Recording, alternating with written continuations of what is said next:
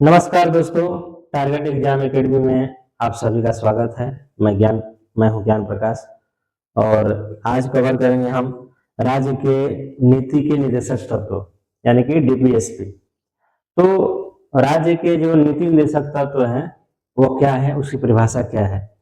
तो राज्य की नीति के निर्देशक तत्व वे सिद्धांत हैं जो संविधान के भाग 4 में अनुच्छेद 36 से 51 तक दिए गए हैं। यानी कि जो नीति निर्देशक तत्व है वह कहाँ है, वह है आपको संविधान के भाग 4 में। ठीक है, याद रखिएगा कहाँ है, संविधान के भाग 4 में। और कहाँ से कहाँ तक है, तो अनुच्छेद 36 से 51 तक। ठीक है, फिर कहता है क्या कि इनका उद्देश्य क्या है। तो इनका उद्देश्य सरकार को ऐसी नीतियां बनाने के लिए मार्गदर्शन देना है जिससे भारत एक कल्याणकारी राज्य बन सके। यानी कि इसका जो उद्देश्य है, एक ऐसा उद्देश्य पैदा करता है जिससे भारत को कल्याणकारी राज्य बनाया जा सकता है। जैसे सबको स्वास्थ्य, सबको शिक्षा, सबको भोजन, सबको आवास।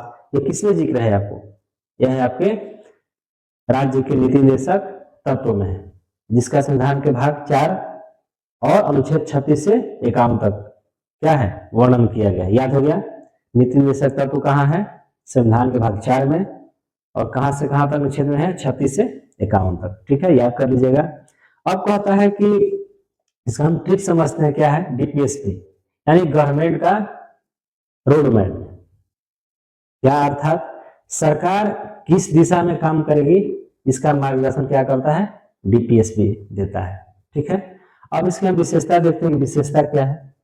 ठीक है, तो इसका विशेषता क्या है कि भाग 4 में वर्णित है। जैसा कि मैंने बताया कि इसका वर्णन किसमें है, भाग 4 में है। कहां तक है, 36 से 51 तक है।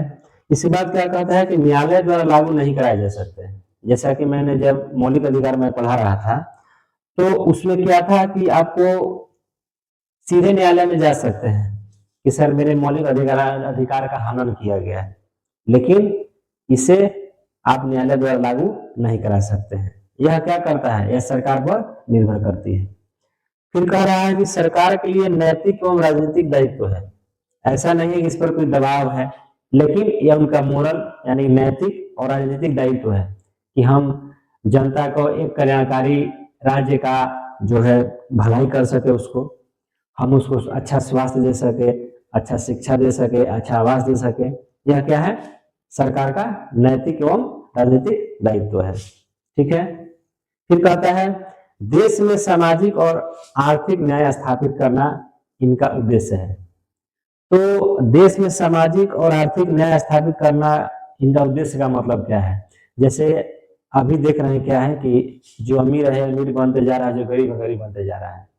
तो इसका उद्देश्य है कि समाज के स्तर पर न ज्यादा गरीबी और अमीरी में खाई हो। ठीक है, ऐसा नहीं गरीब गरीब होते जा रहा है, अमीर अमीर होते जा रहा है। सबको संतुलित करके चलना है ताकि हमारे समाजवादी लक्ष्य को प्राप्त किया जा सके। अब है कि डीपीएससी क्यों बनाए गए। तो संविधान निर्माताओं का जो उद्देश्य था, ठीक है, वह क्या था, सबसे पहले कि हमारे देश में क्या हो, गरीबी कम हो। क्या हो, गरीबी कम हो। ठीक है, फिर क्या है, बेरोजगारी समाप्त हो। आज के समय में सबसे बड़ा मुद्दा क्या है, अभी भी हम देख रहे हैं जो जेनजी का प्रोटेस्ट हुआ था, क्या था, नीट की शिक्षा हुआ था। तो नीट के साथ साथ में क्या था कि हमारे यहाँ बेरोजगारी समाप्त हो, हमें सबको रोजगार मिले, युवाओं को रोजगार मिले, फिर सभी को शिक्षा, यानी सभी चाहे मतलब वह कम किसी भी तबका का व्यक्ति हो, गरीब से गरीब व्यक्ति जो है उसको भी शिक्षा मिले। ठीक है, फिर कहता है स्वास्थ्य सुविधाएं उपलब्ध हो, यानी कि जो मेडिकल फैसिलिटी हो वह सबके लिए उपलब्ध हो। फिर कहता है कि समान अवसर मिले, यानी यदि नौकरी आती है, कोई रोजगार सृजन होता है तो उसमें सबको समान अवसर मिले। फिर कहता है क्या कि आर्थिक असमानता जो है कम हो। आर्थिक असमानता का मतलब मैंने बताया था कि जैसे ऐसा नहीं कि अमीर पूरा अमीर हो जाए, गरीब पूरा गरीब हो जाए। ठीक है, ऐसा नहीं। ठीक है, तो आपको होना चाहिए क्या, समान अवसर मिले, ठीक है, आर्थिक असमानता कम हो। तो इसका संवैधानिक में प्रावधान कहाँ है, किसमें चलेंगे अब, 36 में। तो 36 क्या कहता है, आइए, यह राज्य की परिभाषा बताता है कि जो राज्य है वो किस तरह का होना चाहिए। तो राज्य किस तरह का होना चाहिए, कल्याणकारी। अब कहता है अनुच्छेद 37, यानी सबसे महत्वपूर्ण अनुच्छेद है। आप इसको रिविजन कर लीजिएगा कि जो सबसे महत्वपूर्ण अनुच्छेद कौन है, ये 37 है।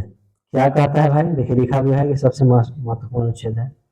कहता है कि डीपीएसपी न्यायालय द्वारा लागू नहीं किया जा सकता है, लेकिन देश के शासन में मूलभूत है। कहने का मतलब है इसे न्यायालय भले लागू ना करे, लेकिन यह हमारा मेन आधारशिला है, ताकि हमारा देश ग्रो करे, हमारा देश विकास करे, ठीक है। सबका साथ सबका विकास इसी के आधार पर होगा, ठीक है। फिर कहता है कि सरकार का कर्तव्य है कि इन्हें लागू करने का प्रयास करें। ठीक है, हम सभी चीज को लागू नहीं करते हैं या नहीं लागू कर पा रहे हैं, लेकिन सरकार का यह प्रयास होना चाहिए कि हम इसे लागू करें, ठीक है। फिर कहता है कि परीक्षा में सबसे अधिक पूछा जाने वाला प्रश्न क्या है, अनुच्छेद 37, ठीक है। क्या है, अनुच्छेद 37 को आप ध्यान रखिएगा कि बिल्कुल पूछता है कि किस अनुच्छेद के तहत जो है सरकार डीपीएसपी को लागू करने के लिए प्रतिबद्ध होती है या फिर प्रयासरत रहती है, तो वह है 37। अब समझते हैं अनुच्छेद 38 को क्या कहता है। कहता है कि राज्य क्या है, राज्य सामाजिक, आर्थिक और राजनीतिक न्याय स्थापित करेगा। राज्य जो है सामाजिक यानी समाज स्तर पर, आर्थिक यानी धन के मामले में, और राजनीतिक यानी पॉलिटिकली, ठीक है, वो क्या करेगा, न्याय स्थापित करेगा, यानी सबको सामाजिक स्तर पर बराबर करने का प्रयास करेगा, सबको आर्थिक स्तर से बराबर करने का प्रयास करेगा। और राजनीतिक न्याय का मतलब होता है कि वह जो होता है राजनीतिक रूप से समृद्ध करेगा, यानी अगर यदि कोई व्यक्ति सक्षम नहीं हो आर्थिक रूप से, उसे भी यह मौका देगा कि हम उसको राजनीति में पार्टिसिपेट कराएं, उसमें भाग लेने का मौका दे। फिर कहता है कि आय की असमानता का असमानता कम करेगा। असमानता का मतलब होता है जैसे कि मान के चलिए एक व्यक्ति जो मजदूर है वो क्या करता है कि रोज 500 रुपया कमाता है एग्जाम्पल के लिए, लेकिन एक है जो प्रतिदिन 5 करोड़ कमाता है, 50 करोड़ 100 करोड़ कमाता है। तो इतना अंतर नहीं होना चाहिए, मतलब लगभग सबको जो आय का असमानता है उसको कम करना है, लगभग सबको बराबर हो, सबकी आय में वृद्धि हो, ठीक है। अब कहता है अनुच्छेद बहुत महत्वपूर्ण अनुच्छेद है, क्या करता है भाई, तो यह है आपको राज्य क्या कह, राज्य क्या करेगा, आपको पुरुष और महिला को समान अवसर देगा। जैसे कि आप देखते होंगे किसी ने बताया महिला है क्या करेगी, अब देखिएगा अक्सर आदमी कह देता है, जबकि हर पुरुष का जन्म जो होता है एक माँ से होता है, और माँ कौन होती है, स्त्री होती है, ठीक है। लेकिन फिर भी यदि सामाजिक स्तर पर देखें तो समान अवसर लगभग नहीं मिलता है। इसका भी जिक्र किसमें किया गया है, हमारे राज्य के नीति निर्देशक तत्वों में। क्या कहता है अनुच्छेद 39 कि पुरुष एवं महिला को समान अवसर देगा। क्या पुरुष और महिला को क्या करेगा, समान अवसर देगा।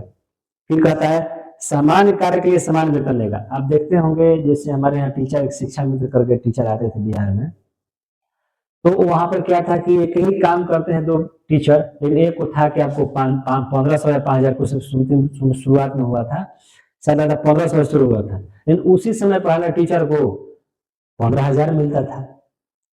तो ये तो समान कार्य समान वेतन नहीं होगा, इसी में आपको दिया गया है कि समान कार्य के लिए समान वेतन की व्यवस्था की जाएगी। फिर है बच्चों का शोषण रोकेगा। जैसा कि हम जानते हैं कि आज के डेट में भी जो है कम से कम ऐसे नियम तो बाल मजदूरी को बंद कर दिया गया है, फिर भी आप देखिएगा कि कहीं ना कहीं आपको बाल मजदूरी कराया जाता है, उनका शोषण किया जाता है। तो इसको भी क्या करना है, रोकना है। इसके बाद संसाधनों का समान वितरण करेगा। संसाधनों का मतलब होता है मान के चलिए कि राज्य द्वारा किसी वस्तु का उत्पादन किया जाता है, या कोई चीज भारत में प्राप्त हुआ, जैसे मान के चलिए कि हमें कोयला ही मिला, एग्जाम्पल के लिए हमें पेट्रोलियम ही मिला, तो ऐसा नहीं है कि वर्ग विशेष या एक जो धन वाले व्यक्ति हैं सारा उसी वितरण कर दिया जाए। उस पेट्रोलियम को जो बिक्री के बाद या उत्पादन के बाद जो हमें लाभ प्राप्त हो, वह सब में उसका क्या है, वितरण समान हो। फिर आता है आपको क्या, अनुच्छेद 39 क्या कहता है,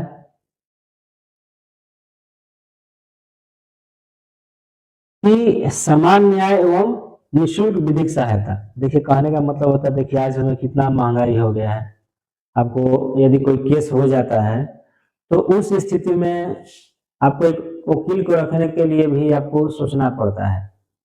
तो यह कहता है कि सामान्य और निःशुल्क विधिक सहायता। जैसे मान के चलिए कि यदि आपको आवश्यकता हो, जैसा कि प्रावधान किया गया है कि सरकार क्या उपलब्ध करा सकती है, वकील को वकील उपलब्ध करा सकती है, या फिर निःशुल्क जो है आपको जो लीगली जो असिस्टेंस है, जो न्यायिक सहायता है आपको दिलवा सकती है। ठीक है, इसमें 39 के ए में। ठीक है, फिर कहता है गरीब व्यक्ति भी न्याय प्राप्त कर सके। जैसा मैंने बताया था कि जिस जो अमीर है तो वकील रख लेता है, ठीक है, या फिर सलाहकार रख लेता है, जो कानूनी सलाहकार रख लेता है, लेकिन गरीब जिसे 2 जून की रोटी नसीब ना हो वो क्या रखेगा। तो ऐसी परिस्थिति में सरकार का दायित्व है कि वह उसे क्या है, न्याय में सहायता प्रदान करे, और जो उसकी आवश्यकता हो जिससे कोई न्याय प्राप्त कर सके वह साधन उपलब्ध कराना हो, चाहे वकील का हो या फिर किसी परामर्श का। ठीक है, अब कहता है अनुच्छेद 40 क्या कहता है, ग्राम पंचायतों का संगठन। ठीक है, तो अनुच्छेद 40 में किसका व्यवस्था किया, ग्राम पंचायतों का संगठन। ग्राम पंचायत क्या होता है, हमारा स्थानीय स्वशासन का जो है मूल आधार है। महात्मा गांधी, जो हमारे राष्ट्रपिता महात्मा गांधी थे, उनका भी सपना था कि स्थानीय स्वशासन लागू हो। हमारे यहाँ है भी, मुखिया है, सरपंच है, क्या है, जिला परिषद है, पंचायत समिति प्रमुख है। तो क्या है, यही पंजाबी राज का क्या है, आधार है। कौन, अनुच्छेद 40 में किया गया है, ग्राम पंचायतों का संगठन। और क्या है, ये जो पंचायती राज व्यवस्था क्या है, मेन आधार है। किसमें है, अनुच्छेद 40 में। फिर समझते हैं क्या, अनुच्छेद 41 क्या कहता है। अनुच्छेद 41 कि काम, शिक्षा और सार्वजनिक सहायता का अधिकार उपलब्ध कराने का प्रयास, यानी कि आपको सबको काम भी मिले, सबको शिक्षा भी मिले, और जितना भी सार्वजनिक सहायता है, ठीक है, उन्हें सभी को उपलब्ध कराने का प्रयास कर। देखिए प्रयास बार बार क्यों दे रहा है, क्योंकि यह सरकार पर डिपेंड करता है। मौलिक अधिकार और इसमें यही अंतर है कि यह जो होता है आपको न्यायालय द्वारा आपको लागू कर नहीं सकता है, फिर भी क्या जो है आपको संविधान पर व्यवस्था किया है कि सरकार इसे लागू करने का प्रयास करे अपने संसाधनों के अनुरूप। फिर आपको अनुच्छेद 42 है, क्या कहता है कि मानवीय कार्य, दशाएं तथा मातृत्व सहायता। फिर कहता है महिलाओं के हित में महत्वपूर्ण अनुच्छेद। जैसे कहने का मतलब है कि यह जो मानवीय कार्य दशाएं है, मातृत्व सहायता है, वो प्रदान करे। महिलाओं के प्रति जो उनके हितों की रक्षा करनी है, उनके अधिकारों की रक्षा करनी है, ठीक है, वो किस पे व्यवस्था किया गया है, अनुच्छेद 42 में। जैसा कि अभी भी आपको चल रहा है महिला सशक्तिकरण कानून चल रहा है ना, देखिए लागू होता है क्या होता है, तो ये किस में है, अनुच्छेद 42 में है। ठीक है, अब है आपको अनुच्छेद 43 क्या है, श्रमिकों के लिए उचित मजदूरी एवं सम्मानजनक जीवन। जैसे कि देखते हैं कि एक ही काम करने में कोई बड़ा कंपनी जैसे टाटा है, टिस्को है, वो क्या करता है कि मजदूरी कराता है, आपको आपको वेतन अच्छा देता है। लेकिन कुछ कंपनी ऐसी होती है कि मेहनत उतना ही कराती है जितना टाटा कराता है, बिरला कराता है, लेकिन जब मजदूरी देने की बारी आती है तो क्या करता है, कम करता है। तो ये कहता है कि उसके जो उचित मजदूरी है उसकी व्यवस्था करें और उसे सम्मान दे, ऐसा नहीं को मजदूरी करता है तो हम उसे दुर्व्यवहार करें। कौन, अनुच्छेद 43। अब आता है अनुच्छेद 43 ए, क्या है, उद्योगों के प्रबंधन में श्रमिकों की भागीदारी। जैसे उद्योग धंधा जो इंडस्ट्रीज है उसका यदि मैनेजमेंट करते हैं उसमें श्रमिकों की भी भागीदारी होनी चाहिए, ठीक है। यानी जो लेबर, यानी मैनेजर से लेकर चपरासी तक, बात ध्यान सुनिएगा, यानी सबको समान भागीदारी होनी चाहिए। अब आता है आपको 42वां संविधान संशोधन 1976, ठीक है। तो इसे क्या कहा गया है? इसे कहा गया आपको मिनी संविधान, यानी लघु संविधान। इसमें ध्यान देने वाली बात क्या होती है आपको कि इसमें आखिर हुआ था क्या? तो इसमें क्या हुआ था? अनुच्छेद 43 बी आपका हुआ। इसके बाद है सहकारी समितियों को बढ़ावा देना, ठीक है। फिर क्या है? 97वां संविधान संशोधन, ठीक है। तो हम इसको बारी बारी समझेंगे कि आखिर है क्या, ठीक है। तो इसमें आपको है एक 42वां संविधान संशोधन 1976, फिर अनुच्छेद 43 बी है, फिर सहकारी समितियों को बढ़ावा देना है, फिर 97वां संविधान संशोधन है। तो फिर अनुच्छेद 44 समझते हैं, इसमें क्या है आखिर? तो इसमें है आपको क्या? समान नागरिक संहिता। समान नागरिक संहिता का मतलब है कि सभी जो नागरिक है वो एक समान है, ठीक है। खैर तो लागू नहीं हुआ है, लेकिन इसके लिए जो सरकार है वह तत्पर है, प्रयासरत है कि इसे हम लागू करें, ठीक है। तो यूपीएससी हो, बीपीएससी हो और नेपालिका की परीक्षा में अत्यंत महत्वपूर्ण है, ठीक है। इसको हम ध्यान देते हैं। फिर क्या कहते हैं अनुच्छेद 45 में कि 6 वर्ष तक के बच्चों के लिए प्रारंभिक बाल देखभाल एवं शिक्षा, जैसे कि 6 वर्ष तक के बच्चों के जो प्रारंभिक बाल देखभाल है उसको शिक्षा देना है।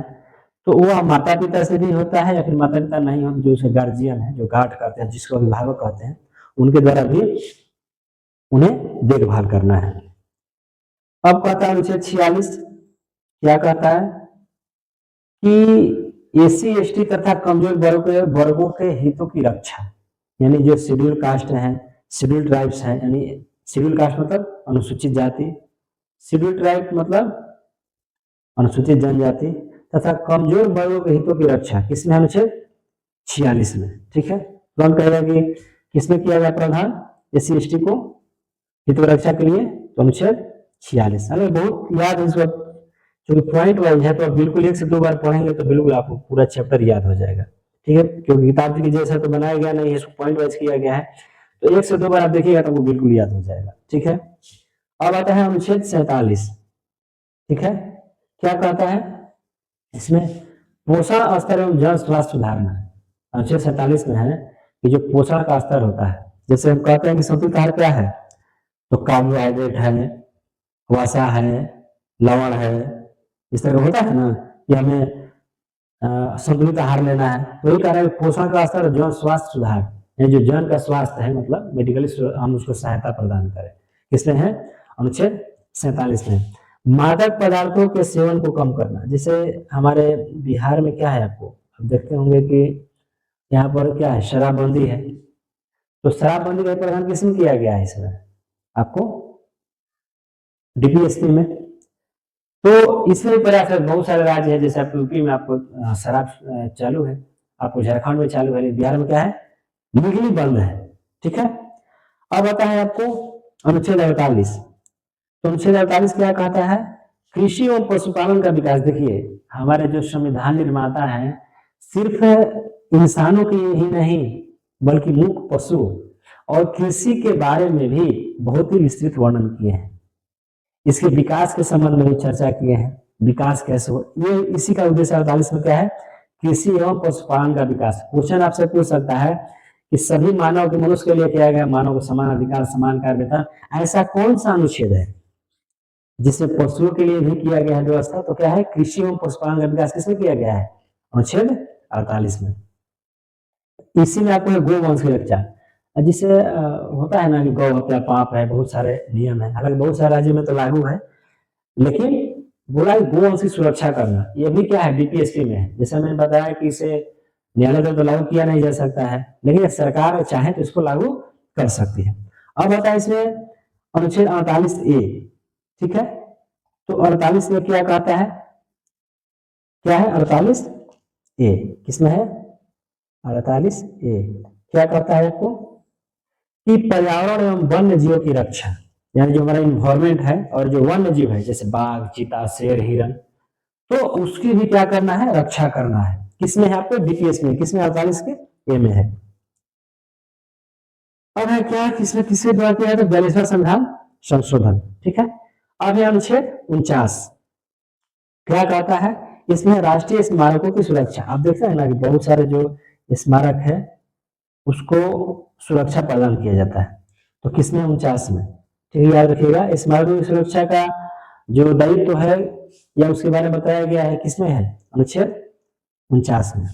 अब कहता है अनुच्छेद 50, न्यायपालिका को कार्यपालिका से अलग करना। वैसे तो संवैधानिक दृष्टिकोण से हमारा जो न्यायपालिका है क्या है, पूरी तरह से स्वतंत्र है कार्यपालिका से, उसका बिल्कुल अपना कार्य है, ठीक है। तो किसमें है, न्यायपालिका को कार्यपालिका से अलग करना, किसमें है, अनुच्छेद 50। क्या है, 50-50, ध्यान दीजिएगा।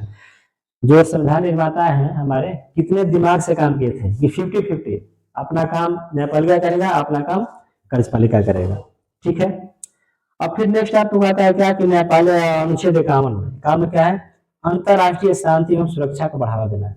हमारे यहाँ जब किसी शादी वगैरह होता है, शादी हो या कोई त्योहार हो, हम यदि जाते हैं तो वहां पर यदि हमारे यहाँ कहता है कि न्योता पुराना कुछ देते हैं, तो वो देते हैं क्या, 151, 251, 351 देने कुछ भी दे सकता है, लेकिन आमतौर पर 51 रुपए का कहता है कि 51 रुपया चंदा नहीं देता है, तो क्या देता है, 51 रुपया, ठीक है। तो इसमें क्या है, अंतर्राष्ट्रीय शांति और सुरक्षा को बढ़ावा देना, यानी कि अंतर्राष्ट्रीय शांति और सुरक्षा हो, मतलब हम सुरक्षित रहें, अंतर्राष्ट्रीय सारे देश सुरक्षित रहें, पूरा विश्व सुरक्षित रहे, ये क्या है, अनुच्छेद 51। अब है आपको डीपीएसपी का वर्गीकरण, तो इसका वर्गीकरण किस तरह से किया गया, ठीक है, इसको हम समझेंगे। तो इसका जो पहला है वर्गीकरण में, फर्स्ट में, वो आपको क्या है, समाजवादी सिद्धांत। पहला है समाजवादी सिद्धांत। तो समाजवादी सिद्धांत का उद्देश्य क्या है, तो इसका है सामाजिक न्याय, ठीक है, आर्थिक समानता और श्रमिक कल्याण, यानी सामाजिक न्याय हो, यानी सामाजिक स्तर पर सबको बराबर अधिकार मिले, आर्थिक समानता हो कि इतना नहीं कि किसी को बहुत ज्यादा धन है, किसी को बहुत कम है, उसमें भी समानता हो, और श्रमिक कल्याण, जो मजदूर वर्ग का व्यक्ति है, जो गरीब वर्ग का व्यक्ति है, उसके लिए भी कल्याण की व्यवस्था किया गया है। इसमें जो मुख्य अनुच्छेद आप ध्यान दीजिए, कौन, 38, 39, 39 से 41, 42, 43, 43 से और 47, ठीक है। दूसरा में क्या है, गांधीवादी सिद्धांत। कौन सा है, गांधीवादी सिद्धांत। तो गांधीवादी सिद्धांत क्या कहता है आपको, तो यह जो सिद्धांत है वह महात्मा गांधी के विचार पर आधारित है। आप जब 40, 43, 46, 47 और 48 अनुच्छेद पढ़िएगा तो आपको महात्मा गांधी के विचारों से प्रेरित जो नियम है वो इसमें मिलेगा आपको, किसमें, 40, 43, 46, 47 और 48। तीसरा है आपको उदारवादी एवं बौद्धिक सिद्धांत। इसमें उदारता और बुद्धि यानी कि दिमाग को विकसित करने वाला सिद्धांत है। तो 21 में किसमें है, 44 में है, 45 में है, 48 में है, 48 में है, 49 में है, 50 में है, 51 में है। जैसे आप इसको जब अध्ययन कीजिएगा, ये जो मैंने बताया अनुच्छेद को, तो आपको बिल्कुल पता चलेगा कि इसमें जो नीति है बिल्कुल उदारवादी, ठीक है, बिल्कुल उदार नीति है। अब है कि इसकी आलोचना क्यों की गई है, किसकी, बीपीएसपी की, जो राज्य के नीति निर्देशक तत्व है उसकी आलोचना क्यों की गई है। तो इसका रीजन क्या है, आप देखिए ध्यान से, इसमें सबसे बड़ा रीजन क्या है कि न्यायालय में लागू नहीं किए जा सकते हैं। जैसे मैंने बताया था पहले ही कि यह जो है न्यायालय पर लागू नहीं कराया जा सकता है, क्योंकि यह सरकार अपनी सुविधा और अपनी सहूलियत के हिसाब से इसको लागू करता है। दूसरा है सरकार पर कानून की वैधता नहीं। जैसे देख मैंने बताया था कि बहुत सारे ऐसे टीचर थे बिहार में जो 1500 रुपया मिलता था, पढ़ाते हुए भी थे, लेकिन बहुत सारे टीचर जो थे उन्हें 15,000 मिलता था। तो सरकार समान वेतन काम के लिए समान वेतन का प्रावधान किया गया है, लेकिन इसकी पर छोड़ दिया गया है सरकार पर। ठीक है, कई प्रावधान लंबे समय तक लागू नहीं, बहुत सारे ऐसे प्रावधान जो लागू नहीं किया गया है, जिसमें आपको सबसे बड़ी तो यही तो है, आपको समान कार्य के प्रति समान वेतन, आर्थिक समानता कहाँ लागू हुआ? अभी कितना गरीबी है, कितना अमीरी का खाई, आप खुद देख सकते हैं। अब आते हैं आपको आर्थिक संसाधनों पर निर्भरता। तो जो हमारा निर्भरता है क्या है, किस पर है? आर्थिक संसाधनों पर जो निर्भरता है उसके बारे में भी है कि हम किस तरह से निर्भर हैं। यानी इसके पास पैसा है तो देता है, पैसा नहीं तो नहीं देता। जैसे कि होता है वृद्धा पेंशन, जो बहुत लोगों को पेंशन मिलता है। इसका आधार तो आता है कि रानी जो लक्ष्मीबाई का है उसके आधार पर जो विधवा होती है उन्हें मिलता है। तो मिलता तो है, लेकिन इसमें देखते हैं कि हर हमेशा समान नहीं रहता है, कभी 19-20 रुपये रहता है।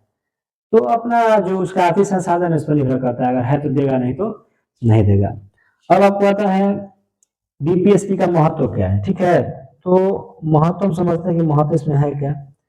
तो इसका जो मेन है कल्याणकारी राज्य की स्थापना, यानी सबका कल्याण हो, आज सामाजिक और आर्थिक न्याय, सरकार की नीति का आधार, यानी कि जो भी कल्याणकारी कार्य बनाता है उसको एक रोड मैप तैयार करता है, खाका देता है कि आप इस पर काम कीजिएगा तो हमारा जो राज्य और राष्ट्र है विकास करेगा।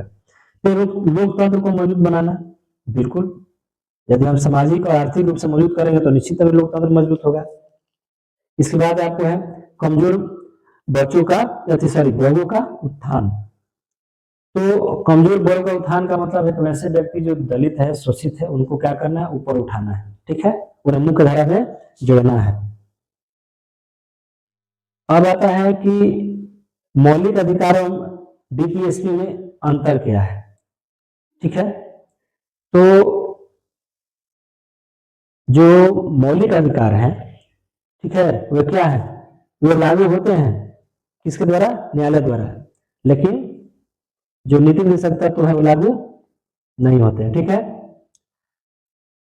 दूसरा है आपको कि इसमें जो है भाग 3 में किया गया है, इसको किसमें किया है? भाग 4 में। यानी कि जो मौलिक अधिकार है किसमें है? भाग 3 में, और ये किसमें है? भाग 4 में।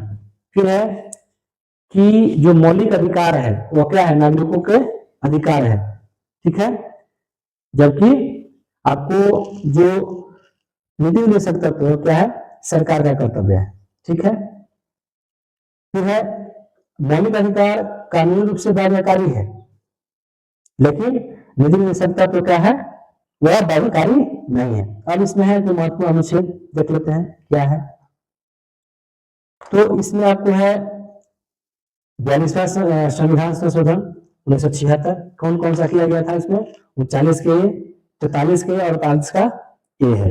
फिर है 86वां संविधान संशोधन किसमें था? 2002 में। ठीक है, तो 42वां हो गया आपको।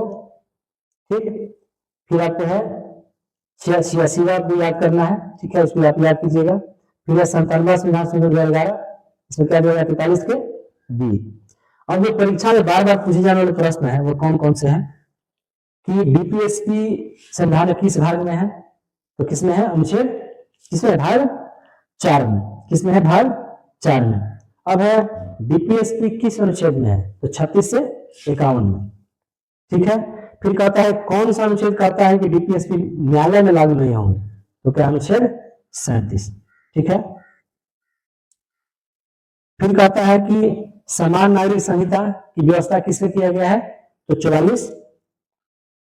ठीक है, फिर है निःशुल्क विधिक सहायता किसमें किया गया है? 39 के ए में। पंचायत के बारे में किसमें कहा गया है?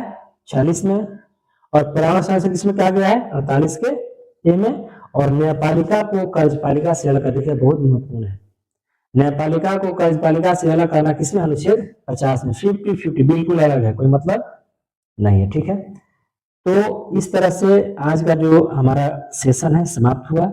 यदि आपको क्लास पसंद आया हो तो लाइक करें, सब्सक्राइब करें और दोस्तों के साथ शेयर करना ना भूलें। यदि कोई सलाह हो, कोई शिकायत हो तो मुझे कमेंट सेक्शन में जरूर बताइएगा। आज का क्लास समाप्त होता है। धन्यवाद।